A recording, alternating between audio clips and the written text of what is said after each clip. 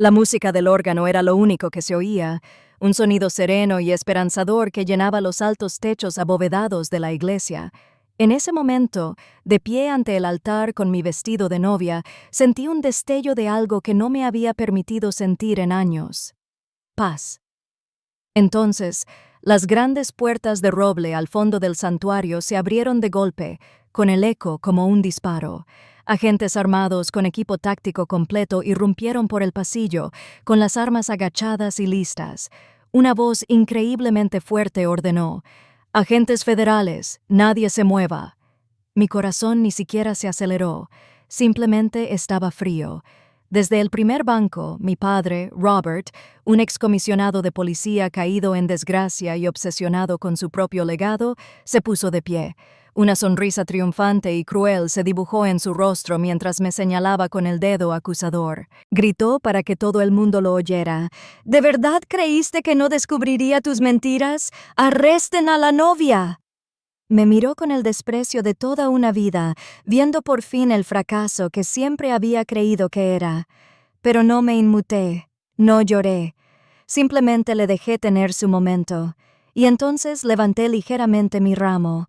Por el micrófono oculto, pronuncié una palabra clara y tranquila: «Buenas noches».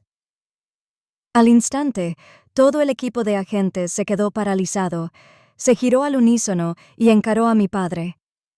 La sonrisa burlona de su rostro se desvaneció, reemplazada por una confusión que le dejó la boca abierta. 3 meses antes, el aire era cálido y se llenaba de risas educadas en nuestra fiesta de compromiso. Estaba con mi prometido Liam cuando mi padre se abrió paso entre la multitud. Le dio una palmadita en el hombro, un gesto que pretendía parecer amistoso, pero fue un poco brusco. «Arquitecto, ¿eh? ¡Qué mono! Espero que sepas en qué te estás metiendo», anunció con voz potente. Mi hija nunca ha tenido realmente ninguna ambición. Menos mal que encontró a alguien que la cuidara. Las palabras me resultaron familiares, el despido casual, una rutina trillada en nuestra relación. Solo sonreí, una máscara de porcelana perfecta, pero entonces se giró hacia el hombre tranquilo que estaba a mi lado, mi jefe, el director Evans, que asistía como amigo de la familia. Mi padre se inclinó con aire de complicidad. «No te preocupes», dijo con un guiño. «Estoy usando mis viejos contactos para investigar sus antecedentes. Nunca se es demasiado precavido». Se me heló la sangre. Ya no era solo un insulto, era una confesión, una jactancia de haber cometido un delito, dirigida directamente a un alto oficial federal. Creía que estaba demostrando fuerza. En realidad, me acababa de entregar el arma y la justificación para terminar su guerra para siempre. Mi padre creía que estaba afirmando su dominio, protegiendo su legado. No tenía ni idea de que acababa de declararle la guerra a una agente federal delante de su comandante. Para entender la trampa que le tendí en mi propia boda, hay que comprender las 2 vidas que él nunca supo que llevaba. Para mi familia, mi vida era una historia que habían escrito para mí. Una noya de decepción beige. Y el editor jefe de esta narrativa era mi padre. La segunda persona más importante era mi madre, Helen.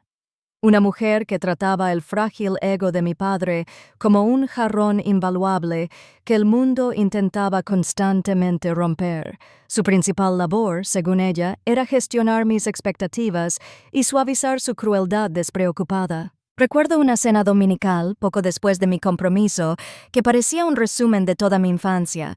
Mi primo Mark acababa de aprobar su examen médico para el departamento de bomberos de la ciudad, y mi padre se levantó para brindar, con la voz resonante de un orgullo que nunca antes me había oído dirigido. Lo llamó servicio real, un trabajo con determinación y significado, donde un hombre podía ver el impacto de su trabajo. Luego me miró y un gesto de desdén con la mano calmó la mesa. «¿Y mi hija?», dijo, con las patas colgando en el aire, cargadas de condescendencia. «Bueno, está haciendo lo suyo, jugando con la computadora en algún sótano». La mesa soltó algunas risas educadas e incómodas. Yo solo sonreí y tomé un sorbo de agua. La expresión, una máscara cuidadosamente perfeccionada. Pero por dentro, no sentía ira. Ya no. Era solo un profundo cansancio. Sus palabras no se quedaron flotando en el aire. Se acumularon en una pila de momentos similares, el premio de robótica que gané en el instituto y que él llamaba Trofeo de Nerd. Había descartado la beca para un programa de ingeniería de élite, considerándola una pérdida de tiempo. Más tarde, mientras ayudaba a lavar los platos, mi madre me acorraló en la cocina. «Déjalo ya», susurró con una mirada suplicante. «Ya sabes cómo está desde que lo obligaron a jubilarse. Su orgullo es lo único que le queda». Y yo solo asentí, porque ¿qué podía decir? Su orgullo era un monumento nacional que debía preservarse a toda costa. El mío ni siquiera merecía un cartel. Lo curioso es que trabajaba en un sótano. Un sótano muy diferente. No se oye nada en un esquife, una instalación de información compartimentada y sensible. No hay ventanas, ni ruidos del mundo exterior. El único ruido es el susurro del aire acondicionado industrial y el frenético clic de los teclados. Esta era mi verdadera oficina. No era la hija decepcionante de mi padre. Era Oracle. Lideraba un equipo de contrainteligencia de nivel 4 y estábamos en medio de una crisis que jamás saldría en las noticias. La infraestructura digital del puerto marítimo más grande del país estaba bajo un ataque a gran escala y mi equipo era lo único que se interponía entre el orden y el caos. La sala estaba a oscuras, iluminada únicamente por el brillo de una docena de monitores que mostraban líneas de código en cascada. «El análisis del paquete de datos lo confirma», dije con voz tranquila y serena, cortando la tensión. «La filtración no es espionaje corporativo, es una apropiación de activos patrocinada por el Estado. No intentan robar dinero. Están intentando mapear nuestra red logística». Mi operador de campo principal, Alex Martínez, cuyo indicativo es Ghost, un hombre que confiaba más en mis instintos que en sus propios ojos, me miró, esperando. «Hemos aislado el servidor C2 del malware», continué, señalando un bloque de datos específico en la pantalla principal. «Ghost, necesito que inicies el rastreo de exfiltración de datos ahora mismo. La cadena de custodia lo es todo. Necesitamos saber qué se llevaron y a dónde fue ayer». Él simplemente asintió. Sus dedos ya volaban sobre el teclado. En esa habitación, la opinión de mi padre no existía. Las súplicas de mi madre por mi deferencia no valían nada. Lo único que importaba era la competencia, la precisión y la confianza de quienes sabían exactamente de lo que era capaz. El proceso de dejar ese mundo y volver a mi otra vida fue como descomprimirme después de una inmersión profunda. Pasé por 3 controles de seguridad distintos, cada uno de los cuales me quitó una capa de autoridad. En el vestuario me cambiaba de ropa informal, un polo oficial del gobierno y una blusa sencilla, cambiando mi autorización de seguridad por una identidad civil. Me subía a mi sedán de 10 años, un coche tan aburrido que era prácticamente invisible, y conducía para encontrarme con mi prometido, Liam. Él sabía que trabajaba para el gobierno, claro, pero los detalles eran una caja negra, un lugar al que sus preguntas no podían acceder. Me preguntaba qué tal me había ido el día, y yo tenía que darle las mismas respuestas vagas y vacías. Ya sabes, reuniones largas, o teníamos un problema de red bastante grave que teníamos que resolver. Lo odiaba. Odiaba el muro que nos separaba, esa parte enorme de mi identidad que tenía que guardar bajo llave, incluso del hombre que amaba. Era una profunda soledad, un secreto que cargaba a diario. Mi padre vio el coche aburrido, la ropa sencilla y el título vago del trabajo, y construyó toda su narrativa de mi fracaso sobre esa base endeble. Vio la portada y juzgó el libro sin siquiera imaginar lo que estaba escrito en las páginas interiores, páginas llenas de códigos y secretos, y un nivel de responsabilidad que ya no podía comprender. No tenía ni idea de que la hija callada y decepcionante que vio en la cena del domingo era quien tomaba las decisiones que mantenían su mundo a salvo. Mi padre juzgó mi vida basándose en la fachada que quería creer. Solo respetaba un lenguaje: el poder de la insignia. así que decidí hablarle por fin en el único idioma que era capaz de entender. El día después de la fiesta de compromiso, no llamé a mi madre para llorar ni a mi prometido para desahogarme. Programé una reunión segura con el director Evans. En la tranquilidad estéril de su oficina, no había emoción en mi voz, solo una evaluación superficial y profesional de los hechos. No se trataba de una hija quejándose de su padre autoritario, era un agente federal que denunciaba una amenaza creíble.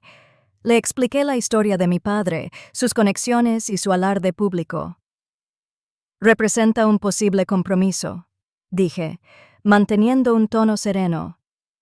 Su disposición a usar su antigua red para acceder sin autorización a bases de datos es una amenaza directa a la seguridad operativa y una violación de la ley federal.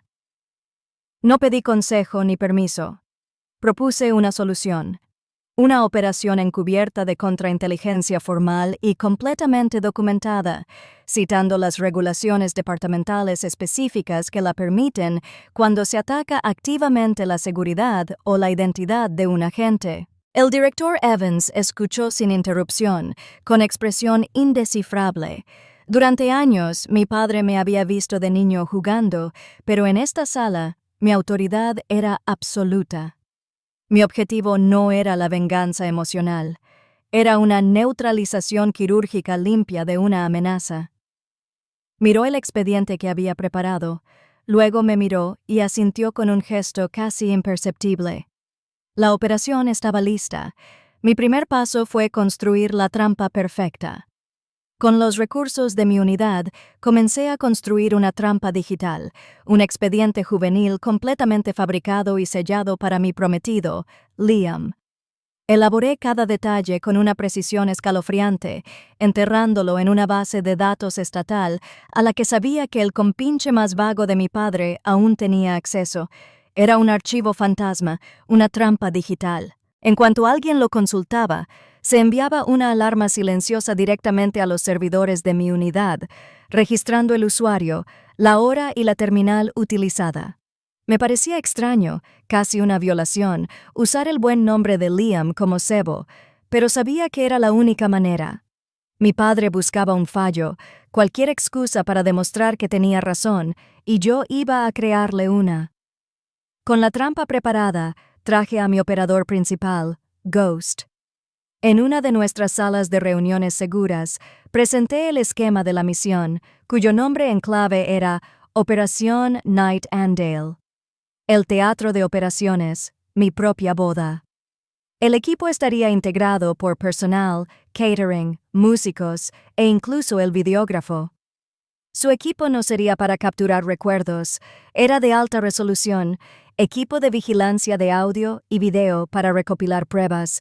El fantasma ni siquiera pestañeó. Simplemente empezó a hacer preguntas logísticas sobre líneas de visión y canales de comunicación. Estábamos usando una lista de bodas para coordinar la logística operativa. Y la ironía no se me escapó. Mi padre siempre decía que no entendía las consecuencias reales. Estaba a punto de recibir una clase magistral. Las invitaciones estaban enviadas. El anzuelo estaba listo. No tenía ni idea de que estaba respondiendo a su propia acusación en un evento que yo controlaba por completo. La mañana de mi boda, sentí una extraña y profunda calma. El aire estaba impregnado del aroma a lirios y del suave murmullo de los invitados al encontrar sus asientos. Desde la pequeña habitación junto al presbiterio, vi llegar a mi familia. Mi madre era un manojo de nervios, revoloteando de un lado a otro, arreglando cosas que no estaban rotas. Y luego estaba mi padre. Entró no como el padre de la novia, sino como un general que pasa revista a sus tropas antes de una batalla. Había una satisfacción sombría en sus ojos, una certeza justa de que estaba a punto de hacer algo necesario y heroico. Estaba allí para salvar a su familia de la mujer insensata y ambiciosa en la que se había convertido su hija y del estafador con el que había decidido casarse. Pasó de largo junto al hombre que arreglaba los centros de mesa florales, mi técnico jefe de comunicaciones, y miró con desdén al videógrafo que instalaba un trípode en el pasillo. Ese era Fantasma, mi operador de mayor confianza, colocando la cámara principal de pruebas. Mi padre estaba tan convencido de su propio poder, tan absorto en la narrativa de su propia importancia, que no se daba cuenta de que estaba rodeado. Caminaba por mi mundo, regido por mis reglas, y ni siquiera tenía la autorización de seguridad para saberlo.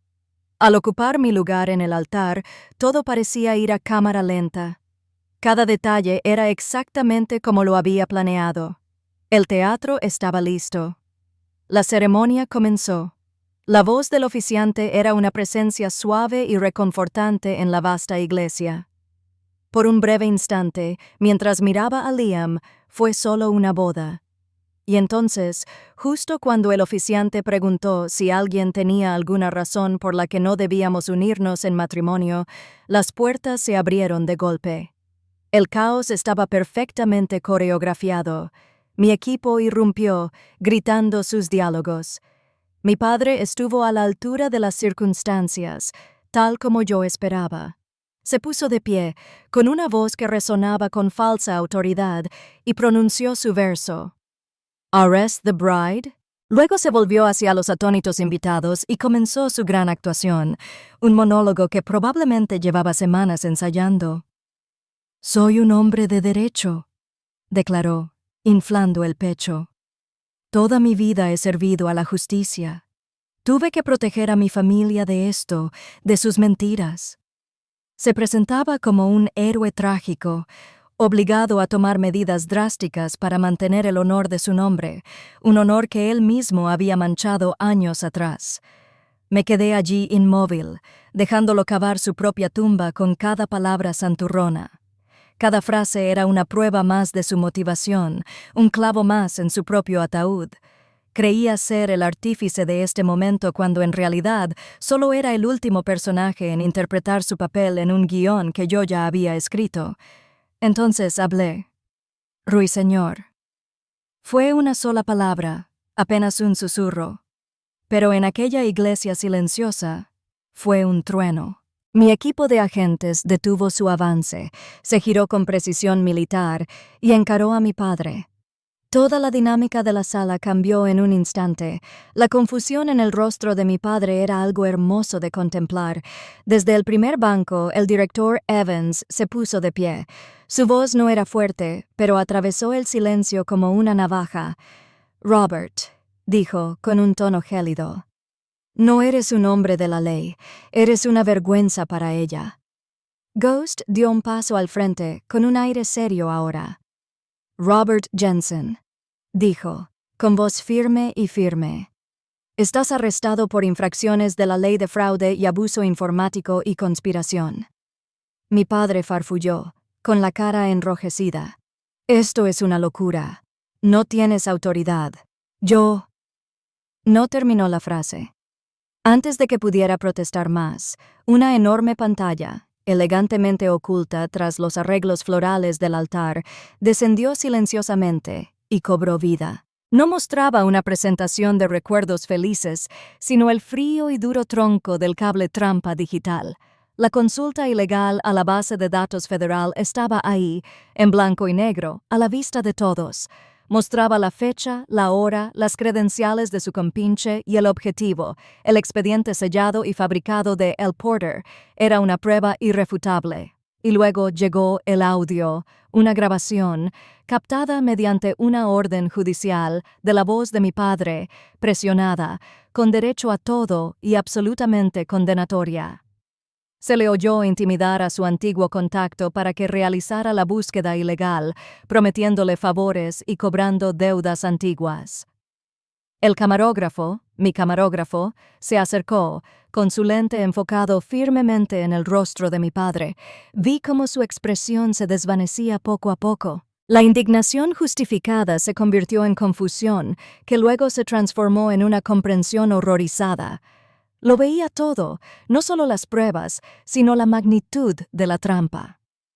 Finalmente me vio no como su hija decepcionante, sino como la artífice de su ruina, la comandante silenciosa y vigilante que había usado su propia arrogancia como arma en su contra. Durante toda mi vida, mi padre había exigido un respeto que ya no merecía. Al final, no fue una discusión lo que lo derrotó, fue una orden federal con su nombre. Mientras sacaban a mi padre de la iglesia esposado, un silencio profundo y denso invadió la sala. No gritó ni forcejeó.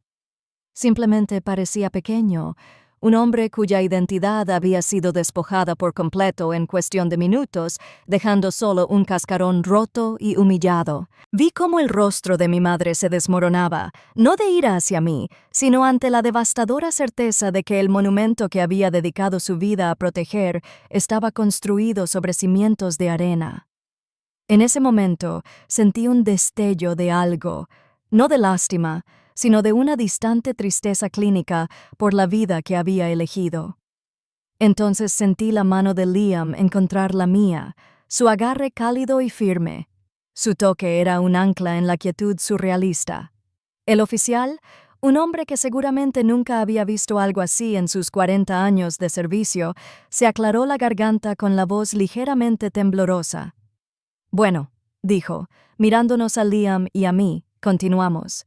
Una oleada de risas nerviosas recorrió a los invitados, mis verdaderos invitados. Miré a Ghost, quien me dedicó un sutil y profesional asentimiento. Miré al director Evans, cuya expresión reflejaba un discreto orgullo paternal. Y miré a Liam, mi compañero, mi futuro. Le apreté la mano y le hice un pequeño gesto al oficiante. La ceremonia se reanudó. Ese día me casé, rodeada no por las tóxicas obligaciones de la familia, sino por la discreta lealtad de mi equipo. Pasaron 6 meses en la calma y tranquilidad que solo la verdadera paz permite. La noticia de la condena de mi padre fue un tema menor en las noticias locales, pero las repercusiones de su caída se extendieron mucho más allá. La operación Noche Andal no se limitaba a él. Las pruebas que reunimos dieron lugar a una investigación interna mucho más amplia que desmanteló toda una red de oficiales corruptos de la vieja escuela que intercambiaban favores y accedían ilegalmente a datos confidenciales. La obsesión de mi padre con su propio legado terminó teniendo uno, pero no el que jamás imaginó. Se convirtió en una nota al pie de una historia sobre reforma institucional, una historia con moraleja. Mi propia historia, sin embargo, apenas comenzaba. Me ascendieron a jefe de sección, al frente de toda la unidad de investigaciones especiales del Comando Cibernético. La placa en la puerta de mi nueva oficina parecía más pesada, más real que cualquier trofeo que mi padre pudiera haber exhibido. El trabajo era más exigente, había más en juego, pero la responsabilidad se sentía como un abrigo a medida, no como una carga. Por primera vez, mis dos mundos, el profesional y el personal, se sentían alineados. La persona que era en casa era finalmente la misma persona que era en el trabajo. Alguien segura de sí misma, respetada y con pleno control de su vida. Mi nueva vida se definió por una cena familiar diferente. Una noche, Liam y yo recibimos al director Evans y a Ghost en nuestra casa. No hubo tensión, ni andar con pies de plomo, ni desviaciones cuidadosamente formuladas sobre mi día. Nos reímos con historias sobre una desastrosa misión inicial en la que Ghost y yo habíamos trabajado, y el director Evans contó anécdotas vergonzosas sobre su propia época como agente de campo novato. Eran mis mentores, mis colegas, mis amigos. Esta era mi verdadera familia, forjada en el silencioso zumbido de un esquife y construida sobre los cimientos del respeto mutuo y la confianza ganada. Aquí no había mentiras ni narrativas cuidadosamente construidas, solo existía la verdad. Este era el legado que importaba. Aproximadamente un año después de la boda, llegó una carta. Era un sobre comercial estándar, pero el remitente era un centro penitenciario federal y la letra era de mi padre. Lo sostuve en la mano un momento, esperando sentir algo. Ira, curiosidad, una última oleada de resentimiento, pero no había nada. Era solo papel. La cuenta estaba cerrada, el libro mayor, cuadriculado y archivado. Entré en mi oficina en casa, sin rabia ni prisa, sino con calma y determinación. No la abrí. No necesitaba leer sus excusas, sus disculpas ni sus reproches. Sus palabras ya no tenían poder sobre mí. Introduje el sobre sellado en la trituradora de documentos y observé cómo lo desmenuzaban silenciosa y eficientemente, convirtiendo su último intento de contactarme en un puñado de tiras de papel sin sentido. Me giré, besé a mi esposo y sentí una gran paz. Mi padre creía que un legado era algo que se hereda. Aprendí que un verdadero legado es algo que se construye en silencio y se reconoce en público. Si alguna vez has tenido que demostrar tu valía a quienes se niegan a verla, comparte tu historia abajo. En esta comunidad, tu experiencia siempre es reconocida.